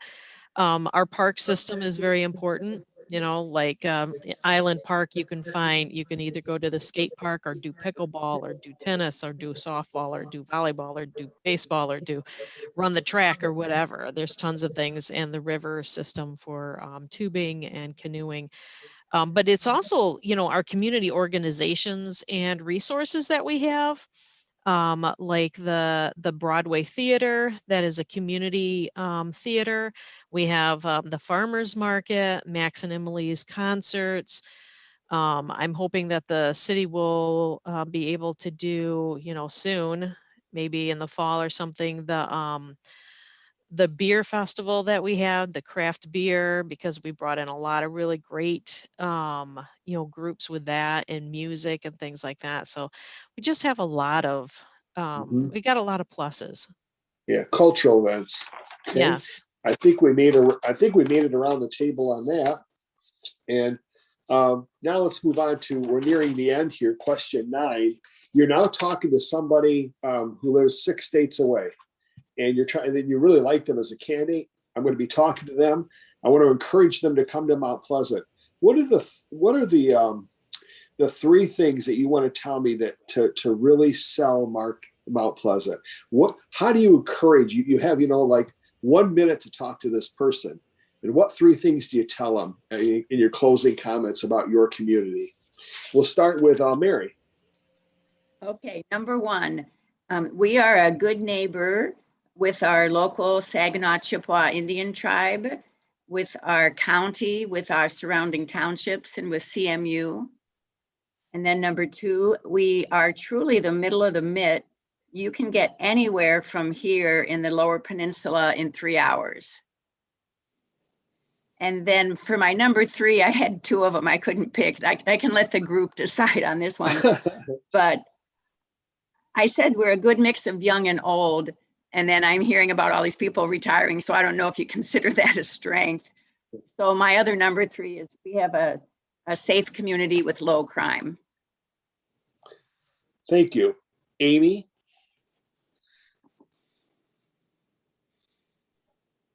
Well, the first thing I would say is that we are the middle of the mint. We are called Mount Pleasant, not Flat Nasty. We have beautiful weather. We usually don't have this much rain, but I think all of the state got this much rain. You know, we're good neighbors. We take care of each other. And we're supportive of not only the people, the residents that live within our city, but of the neighboring areas. You know, the townships, the Union Township donates us, and the tribe is very important to us. We're definitely good neighbors. Okay, thank you. Will? I think something that really enticed someone who's going to be a perfect fit, and they're from out of state. I think they should know, obviously, we're a small college town, but we have, Division I sports, strong education institutions, and top national level entertainment in our area. I think that's going to be a draw for someone. We have a lot of opportunities for recreation, and our community has a lot of, our community works really well together. I think this is something that kind of keeps coming up lately in some of our meetings, is that, with our partners in the community, like MMBC and the tribe and the township and the county, we've got strong relationships there. And so whoever fills the city manager role is going to have those strong relationships to learn about opportunities. And it's, I think there's a lot of room for like innovation, and if someone wants to, do big things, it's there if the city, has those opportunities, which I think a lot of opportunities fight for. So thank you. George. Yeah, I would tell them that it's all about quality of life, that it's low cost. The house I have is moderately, probably a little highly priced here for Mount Pleasant. It'd run over $1 million in a major city. It takes me 5 minutes at most to commute to work. Work-life balance is just huge. Everybody, you don't have to worry about having time for your kids.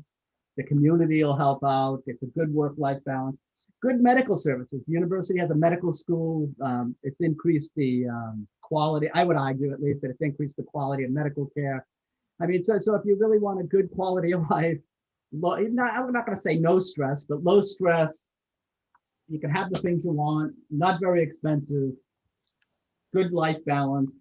Come on down. Thank you. Pete. Well, we might be a small town, but we're a community of people of good values.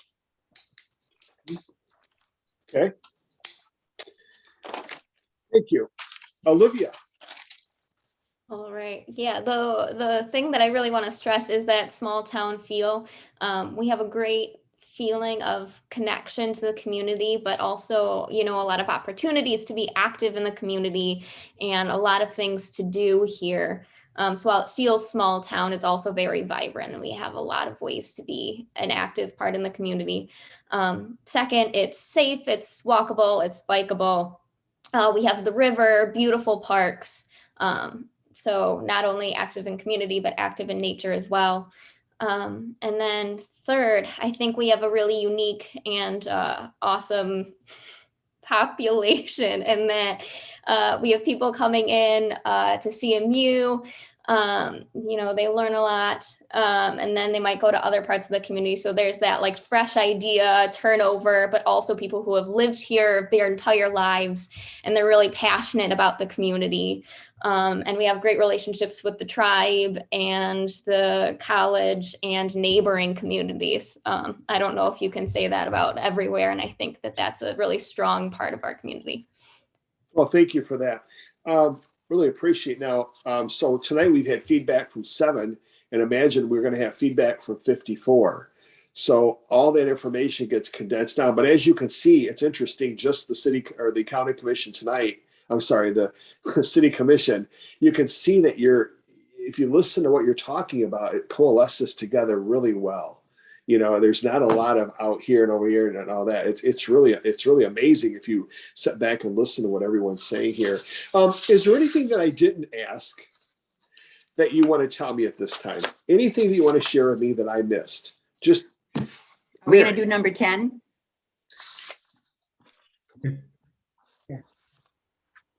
Yeah, number 10. If there's anything else, yeah, I thought number 10 was. Is there anything else that you want to tell me? Just number 10. Yeah. Is there anything you want to tell me about the recruitment process that I didn't ask tonight? Oh, I see. Will, Mary, did you have something? Well, I really have a question for Heather. Have you been here long enough to be able to answer these questions? Yeah. It's interesting that you asked that. I started at the end of March. I was given a survey. Some of them I found a little challenging. and some of them came very easy for me. So in making the transition recently, some of that was very easy to come by. Thanks. Will, did you have something?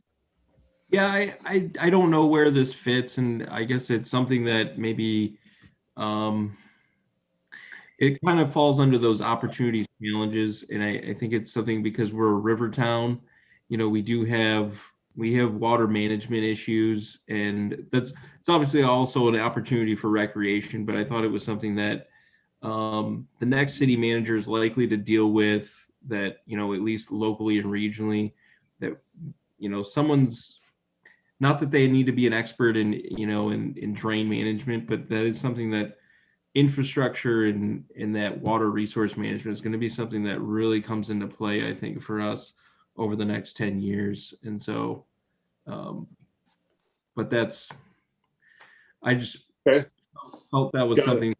no, yeah. Thank you. Anything else that we missed? If not, I have about 13 pages of notes I've taken. The only other thing that we need to, and I do appreciate all of the time, you were very well prepared for this, and I appreciate, we did all that in less than an hour. And I will contact Commissioner Gillis to get her feedback as well, to make sure I close the loop with that in the next couple of days. I don't have a lot. I've got 1 week and I have to turn this over to you.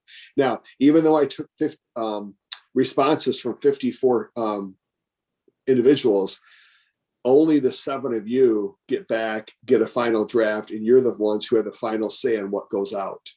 I can't, you know, doing that in 3 days is going to be enough.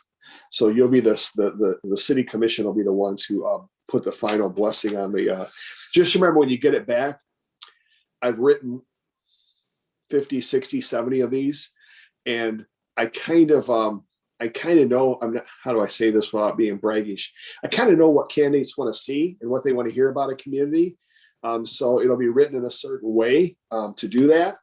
The last thing that I wanted to cover tonight is be thinking about an interview date, because we had targeted the, typically you'd want to interview 4 or 5 finalists. What'll happen is on August 16th, I'll be meeting with you in closed session. Candidates will, under the law, candidates that request confidentiality are allowed to go into a closed session.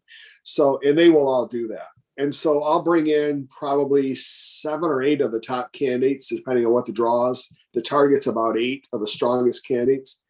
You go over those in detail in closed session, and by number, then when you come out of that meeting, you'll choose your 4 or 5 by number, because they're still confidential. They're confidential until such a time when they accept a public interview. And so I have to contact them after you name them a finalist and make sure they're all in. And then I turn it back over to the clerk and the manager saying, yes, we have our final list. So the only other important date is we Frank, start. before you move on from that, August 16th is not one of their standard city commission meeting nights. So that would be a special meeting.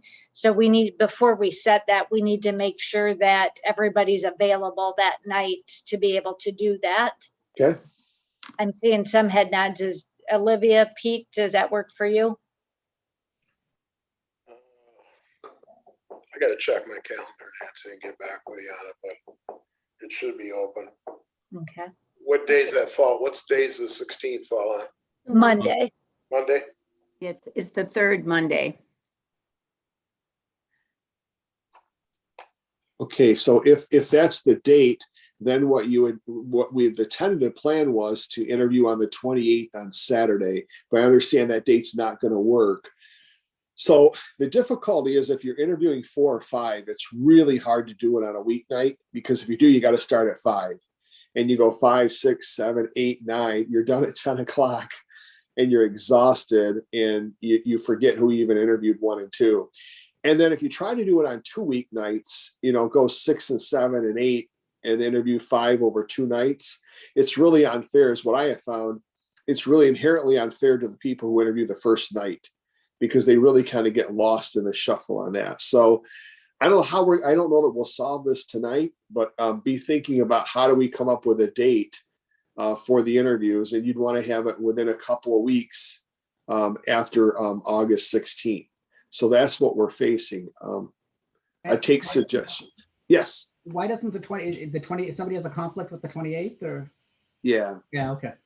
Yeah, I know I do. I've got a mandatory class that I can't skip. Yeah.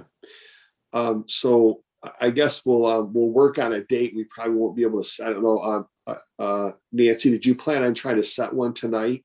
Would that be? Yeah, I was hoping to get some general agreement on it so we could officially set it and get it locked into people's calendars, because otherwise it's going to become difficult if we wait. Is it possible to move it a week earlier, Frank? We just wouldn't have the time, or? I don't know. Will, are you available on any Saturdays, or is that your class you're taking? My class is every like third Saturday. Oh, okay. I typically work on Saturdays at 3 p.m. Okay. So if it's in the morning, obviously it's very easy for me. If we want to do the evening, I would have to talk to my boss and try to find some way to get around that. Either take Will, are you open the 21st? I am currently before 3 basically right now, but I could, if the rest of the commission feels like, hey, that's the day we want to do it, I certainly can, try to take the day off or something. But Frank, does that give you enough time if they're not picking candidates till the 16th? No, but what we could do is we could back that up. So let me refresh my memory here. July 9th is when we're, so the deadline for Mount Pleasant is August 6th. Can I ask another question? Not Sure. But I mean, does it have to be on a Saturday? Is there some reason we can't do it on a Friday? Or you can't do it, Frank, or you don't? No, we could do it whenever you want. We could do it on a Friday. If the city commission wants to do it on a Friday night, we could do it on a Friday. We could start at 4 Friday o'clock. during the day. Friday during the day. Do you work on Fridays, Will? Yeah, I work at Fridays at 3 p.m. What days don't you work? Mondays.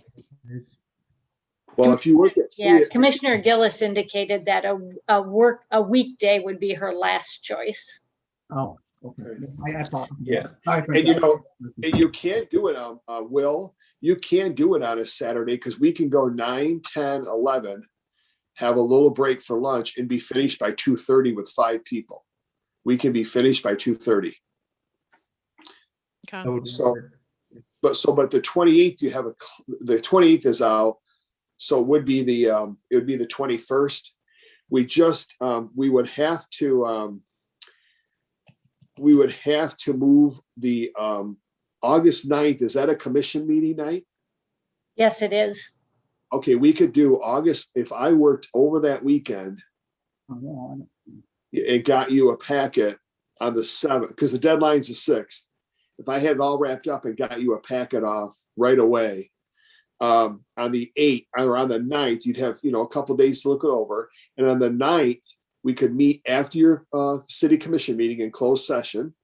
And it would probably take 45 minutes at the most to choose your 4 or 5. And then so we could do that. We could have it on the 9th, Nancy, and then have the interviews on the 21st. I wouldn't want to stress you, Frank. You working over the weekend doesn't sound like fun.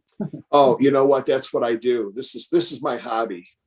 I'm not a golfer or boater, and I don't know how to play chess. So You know how to play pickleball. I'm a trivia guy, though, so I'm happy about that vote tonight. But we could do the 9th and 21st if that meets with your approval. I'm fine with that. Yeah.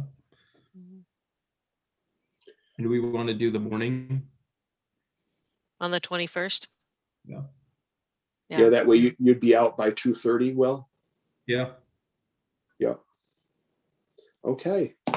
Well, we have a schedule. So you will get an electronic packet from me sometime on the 7th, on Saturday. Sometime. And then I'll get it to you on the 7th. So you have the 8th and 9th to look it over. And it's just going to be a resume and a candidate questionnaire from each of the 8 candidates. Okay. So we have our dates. Is there anything else, Nancy, that I missed or that we need to cover tonight? Did we? I'm sorry. Go ahead, Will. Oh, I was just wondering, did we go through question 10? Is there anything we wanted to? Yeah, we did. The only thing on question 10 I got was your comment, Will, about infrastructure and water resource management. Oh, I thought that was 9. I'm ready with a good number 10. Oh. Anything else? What is your number 10, Mary? I said, ours is a town where CMU may bring you here, but you will want to stay. And then I could expand it, but that was the short version of it. Okay. Great. That could be our tagline. For number 10, I guess I thought it was really important that we have some, some face-to-face interaction, potentially, hopefully with I think staff and the commissioners, with the sort of narrowed down pool of candidates. I think it's important to get a sort of a feel for someone when you're staying in the same room before I think we make a final decision. That's kind of what I wanted to add for 10. But okay, yeah, we can do staff. We can have however you want to do it. We can do a staff interview. We can do community tours on Friday night. We can set up where we do tours of the community. There's a bunch of different ways we can do it. And we can have that input later on as we move forward. But I'm excited. I think you've got a great story to tell in Mount Pleasant, and I'm anxious to take that story out to the state and to the world. Thank you, Frank. Yeah, I will just tell you just a real, I know it's been a long night, but just a real brief story, something I'm really proud of. I just finished the recruitment at Blissfield. You may not know where Blissfield, it's a really little community down in Lenawee County by Toledo. And their goal was to, they've never had a female manager, and their goal was to bring somebody in who knew something about Lenawee County.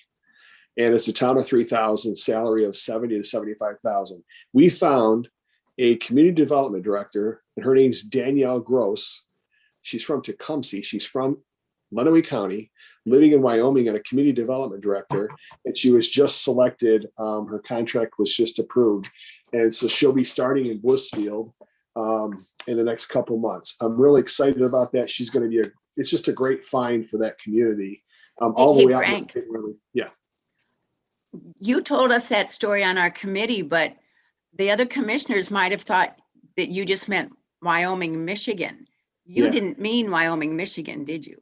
No, Rawlings, you meant Wyoming. Yes. Yeah. Rawlings, Wyoming. Yep. That's how far our reach goes, and we'll be looking really hard for you. So, and if there's anything that comes up between over the next couple of weeks, you'll be getting a lot of updates from me. Every week you'll get an update on where we're at, number of resumes, kind of what they look like, what the type of resumes we're seeing now, what they look like, and you'll be in constant communication about what's going on. And I've enjoyed working with Suzanne and Nancy and Addie, and we're going to get this thing rolling in the next week. You'll have a draft a week from tonight. Great. I'm finished, Mayor.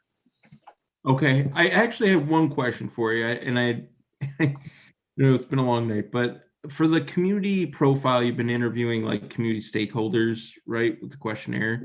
I was just wondering who those stakeholders are. Let me tell you, the Charter Township of Union, I think it's the township manager, Isabella County Manager Margaret McAvoy, Saginaw Chippewa Indian Tribe Eric Rodriguez, Mount Pleasant Area Chamber of Commerce Doug Wallace, the CVB Chris Rowley, the Middle Michigan Development Corporation Jim McBride, CMURC Aaron Strang, the schools Jennifer Verliger,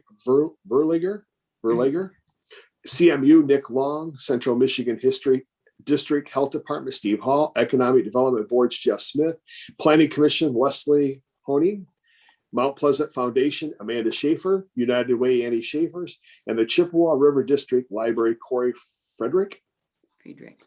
That's the list, and then all your department heads, your union representatives, and then your 5 members of your directors, your administrative assistant Addie, and your legal counsel, I believe it was Mr. Homer, if I recall, Humier.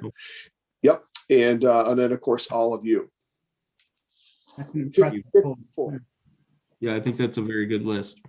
Yeah. Oh, I want to thank Nancy and Suzanne put that list together. It's very comprehensive, and I'm getting really a great response rate back. Usually the response rate is usually in the 70% range, and I'm going to be up in the mid 80s to 90.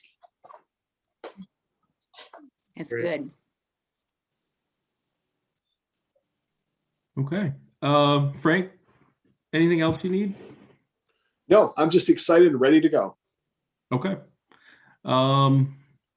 It's 9:28. I guess if there's anything else, Nancy, did you need anything from the commission before we go? No, sir. All right. We can adjourn. Thank you. 9:28. Good night, everybody. Night.